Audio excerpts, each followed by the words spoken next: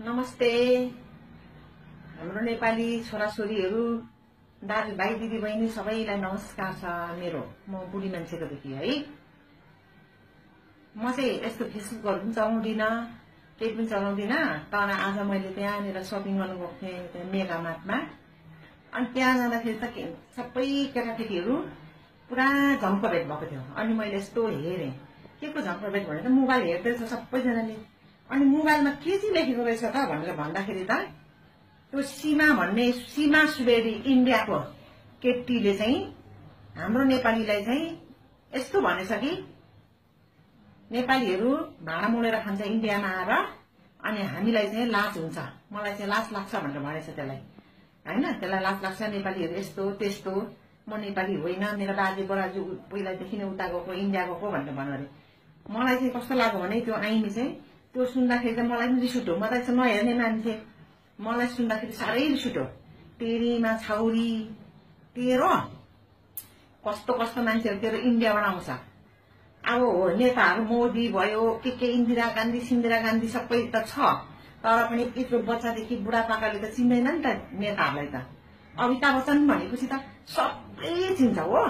त्यसले गर्दाखेरि अमिताभ बच्चन जस्तो आएर यहाँनिर त्यसको ओल्डमा चिन्ने मान्छे त आएर पशुपतिमा पूजा गरेर नेपालीहरूसँग हातेमालो गरेर नेपाली राम्रो भनेर नेपाल राम्रो भनेर जान्छ भने त छाउरी चाहिँ तेरो बाजे पहिला त्यहाँनिर गएर भाडा मोलेछ, अनि तेरो कागको नाम कागले काट्छ भने जस्तै तेरो बाजेले गएर त्यहाँ भाडा मोलेको थियो। अन्त त्यही भनिस् त छाउरी चाहिँ आज त्यो इन्डियामा बस्यो भन्दैन, त्यस्तो हुन्छ जस्तो।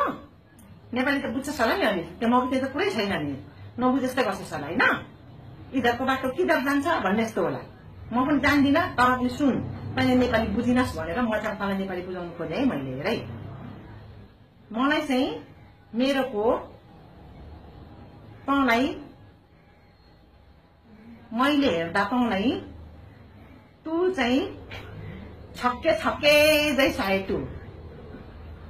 लड़का भी नहीं है, लड़की भी नहीं है तू, देखने के लिए तू औरत भी नहीं है और मर्द भी नहीं है तू छक्के छक्के जरा हाई हाई ऐसा है तू।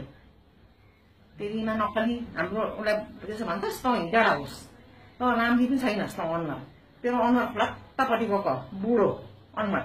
अनि तँलाई चाहिँ अब माफ मागेर त नेपालीहरूसँग बिहा गर्ने नेपाली केटासँग तँलाई यसरी नेपाली केटाले बिहा गर्छ, तँलाई बुझिस् यसरी गर्छ, बुझिस्। तँलाई त नेपालीले त यसरी बिहा गर्छ, तँ छाउरीलाई कसले बिहा गर्छ तँलाई त्यस्तो भन्नेलाई? नक्कली साले हिजडा त्यसो भन्छ साले। तँलाई त यहाँ भेको भएर नि तँलाई त म त नि यस्तो दिन्थेँ कि हो, तेरो टुक्स तेरो नि उच्चको मलाई पनि भित्र पसाइदिन्थेँ, बुझिस् साले। मर्द त औरत पनि होइन, मर्द पनि होइनस् त, नर पनि होइनस् त, नारी पनि होइनस्।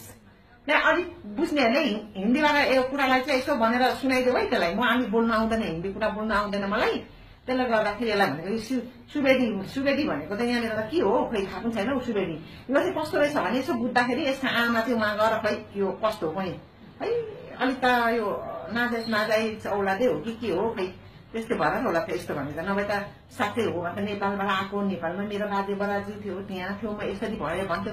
यो कोन त कुनै यो चाहिँ सक्का हिजडा नै होला ल नानी, यो चाहिँ हिजडै हो।